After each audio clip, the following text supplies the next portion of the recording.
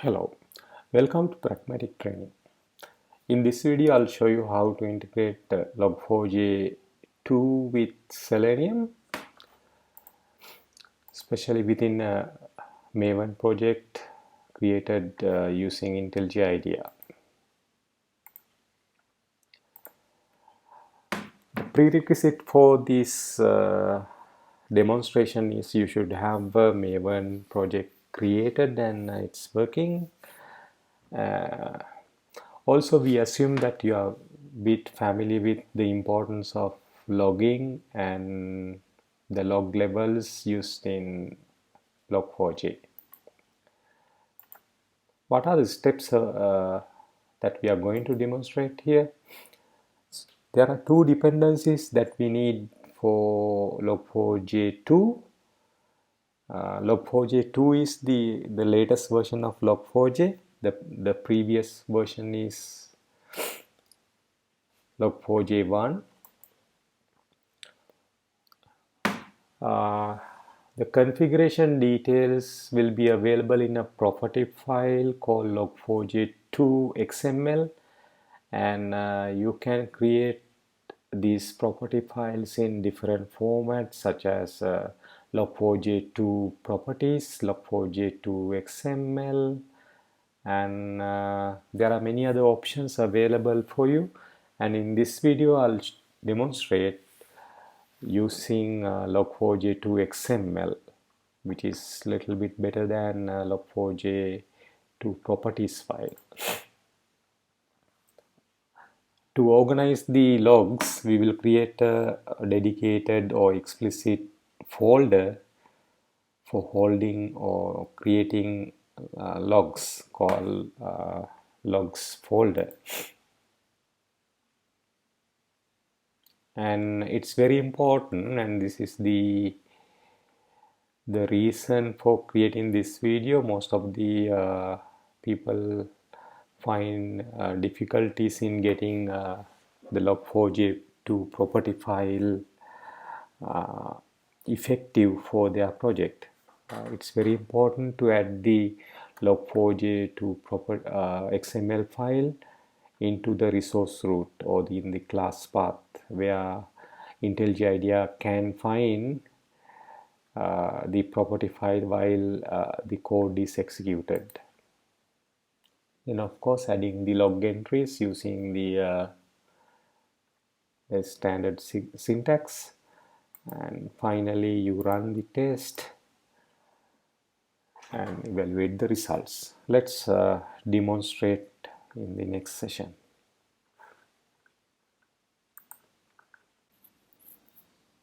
I have opened my IntelliJ IDEA sample project. Let me move into the full screen and distraction free mode, also presentation mode, so that you can see the code well. My sample code has got a before class with browser setup and launching the browser, navigate into the HRM side, and after class method has got the browser closing and a simple test method with giving invalid credentials and verification, invalid credentials message verifications. So let's start doing I'll go command 1 and open POM. Let's open browser and search for log4j2 Maven dependency. Click on this, and from here, from the official site of log4j, logging.apache.org, take the dependency, these two dependencies without the dependencies tag, because we already have dependencies in our POM file. Select the POM file and Control V, and so it's already installed now. Now the next one is create a directory to hold the logs, and Next, we'll create a directory to hold the configuration files, or place the configuration file called conf. Once the dependencies are installed and the project is created, let's create a file for the log4j2. The name is very important, and log4j will search for this file with this name for the configuration, and this time we are going to use XML. Let's see the sample configuration. I will refer to this articles and tutorial, and I have referred this one, and this should be available somewhere else as well. And here you get different examples for many configuration files like JSON, properties, and XML. I'm interested with this. Click this one, and here also you get the example for dependencies as well. And this configuration is for just writing your logs into the console, the command line terminal. Since I am interested in writing the logs into a file, I'll select this and copy this configuration file and paste it inside the log4j2.xml file. Okay.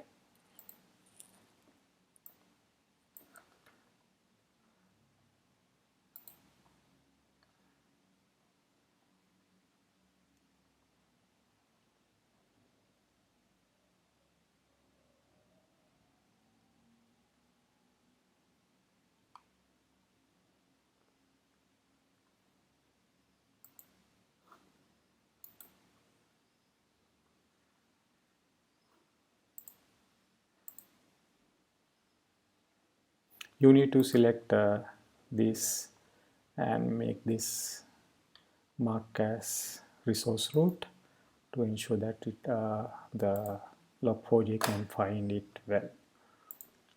Once it is done, you have to go to your test file,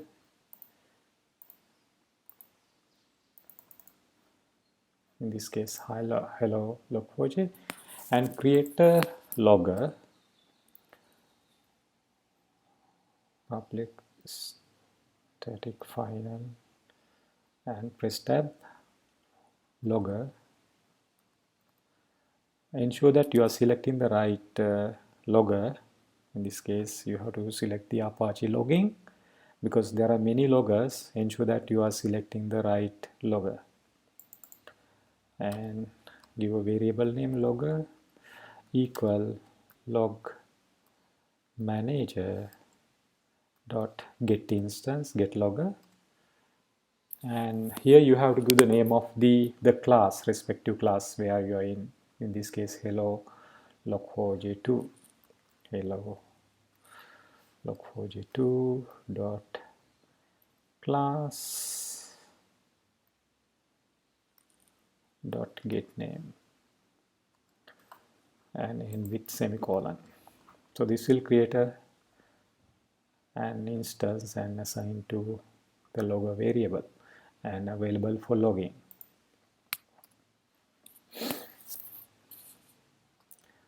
And now you can see logger dot, and you have many options: log levels, info, error, warn, fatal, and debug. Likewise, there are many options available. Let's use a couple of them and see how it's working. Say info,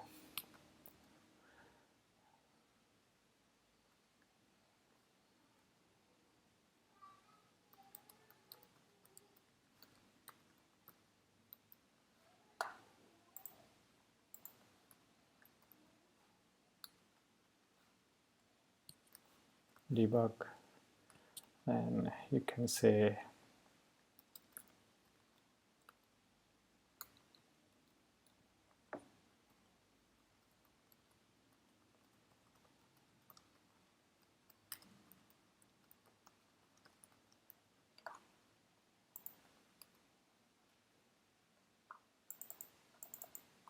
Let's copy this slide.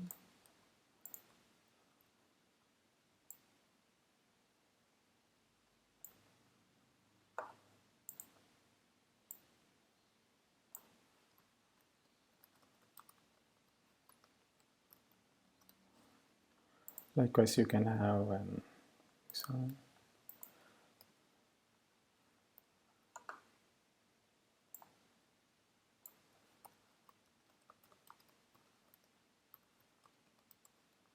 forms.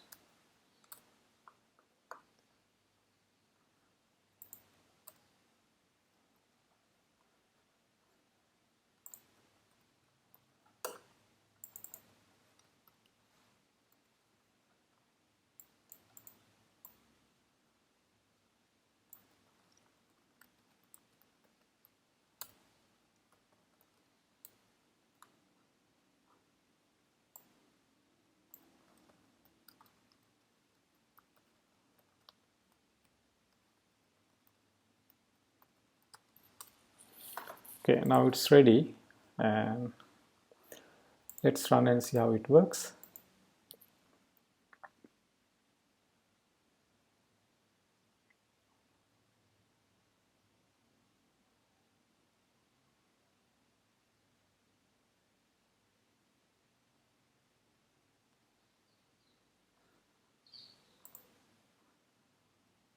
And you can see these additional log messages coming, and they are coming from the log4j. Let's go and see the logs folder, and nothing is there. So we have to do some additional configuration there. And here the base path should be, we can give the relative paths. I'm giving logs here, and here we need to give the package name.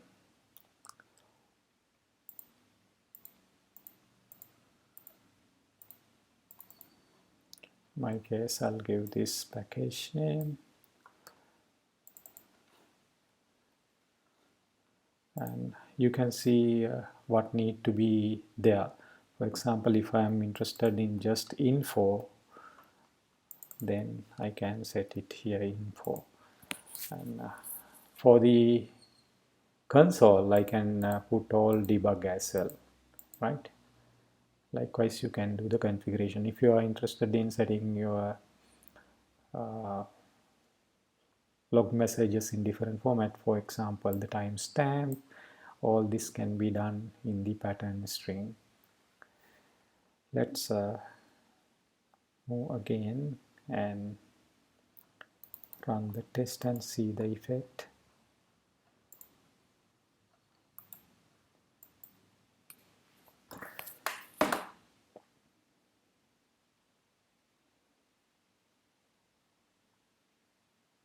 Browser is open. Test is passed successfully. Let's go and see what happened, and this time you can see a log file is created, and only info will go into the info level logs are going into the log file. And if you want to change it to, if you want to get more information, let's change it to debug level.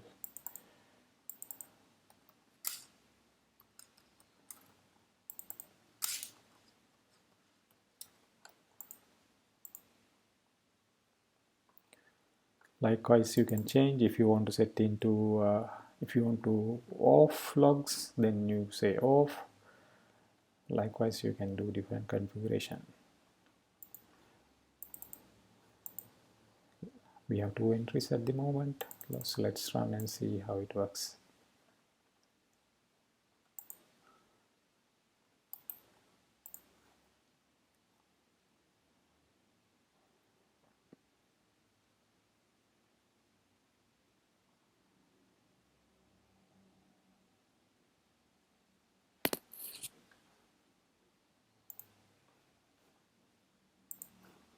We open the log files, and this time you can see more log entries because of the configuration. So you can control the messages logged into the system with the the configuration file. And it's very important to make this as the test root directory. So if we mark as excluded and run it, then you can see that you will get an error message.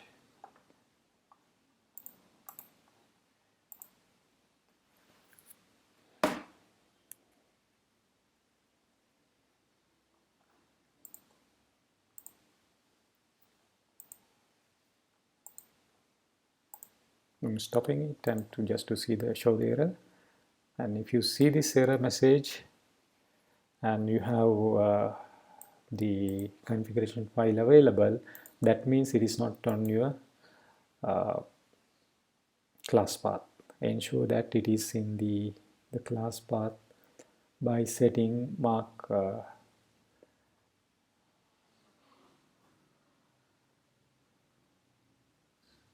directory as cancel exclusion first time. Then you need to ensure that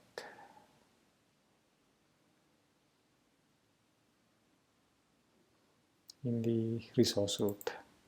So this will ensure that the log file is visible to the log4j. Thanks for watching.